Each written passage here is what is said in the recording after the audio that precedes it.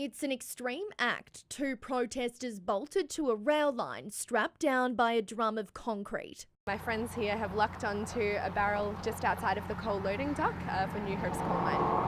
The action began at around 6:30 this morning, the pair chaining their hands together inside a 44-gallon metal barrel. Big money is trying to win, and we are just two everyday citizens who know that we can't continue to mine coal. We have to say no to new coal.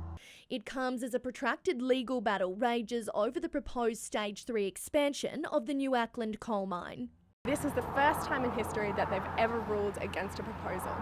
So what New Hope has done is they've gone back to the Supreme Court and they've challenged this. It wasn't long before police swarmed in. Around a dozen surrounded the pair, the act all part of a wider anti-coal campaign. They're putting their bodies on the line because that's what it has come to.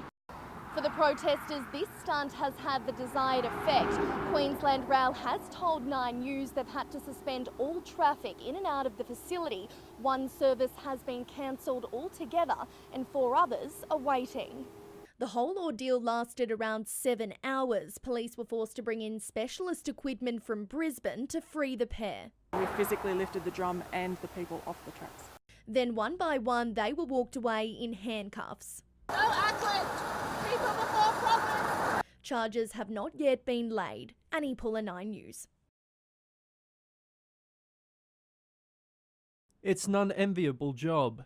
Our local RSPCA inspectors are often faced with humanity's worst. Someone bashing an animal to death or near death. And it's not an isolated incident. In the last 12 months, there have been more than 1,000 cases of animal cruelty, 80 more than the year before. And more than 50 cases were reported in Newtown and Harristown alone. We get a lot of reporting in the Wilson and Heights areas. Warwick is a fairly busy area for me. The lucky ones are saved and taken to the Toowoomba shelter, where they'll wait for new, loving owners. The RSPCA is encouraging everyone to step up and help stamp out the bad behaviour. Josh Cummings, 9 News. He's a tenacious athlete with an insatiable appetite for victory. But for Damon Bozeman, it's not all about scoring buckets. The Mountaineers point guard in Australia to inspire the next generation, and he's proving to be a hit with the kids. You ready? Yeah! Are you ready? Yeah! Oh yeah, when I'm done playing basketball, I want to just be around kids. Help the young out, because that's our future at the end of the day. The American import even picking up a bit of Aussie slang from the youngsters at Toowoomba East State School. Do you find sometimes you learn stuff from them as much as them learning stuff from you? Oh, all day. Just today they told me a phrase, you snooze, you lose. On the court, Bozeman lets his game do the talking. The 24-year-old leading the QBL in scoring, averaging a tick over 36 points a game. He believes he's just doing what needs to be done to keep his dream alive. Prize right now is getting to the NBL level, doing whatever's needed to do. Bozeman had a slight taste of NBL basketball late last year, playing trial games for Melbourne United.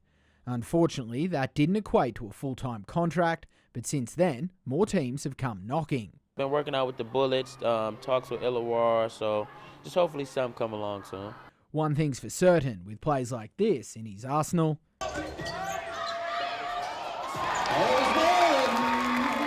an NBL contract won't be far away.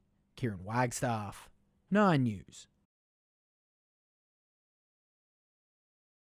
For the second week in a row, the Thunder have dominated for 80 minutes. 2 first-half goals had the home side up at the break. In the 83rd minute, everything started to unravel, Costa Saros netting Olympic FC's first. Then, just a minute later, the scores were level. Alex Smith pouncing on some sloppy ball from a corner, belting home the equaliser. The 90-minute mark came and went, and then so did the Thunder's winning hopes. 4 minutes into injury time, their dreams were crushed. Frustration set in. Captain Jacob Bigby and Federico Brusaka both handed red cards. Second place, Olympic stealing a 3-2 victory. That first 75 where we were playing the ball, making chances, keeping them out, it was perfect. But yeah, as I say, it's just that last 15 we've got to work on.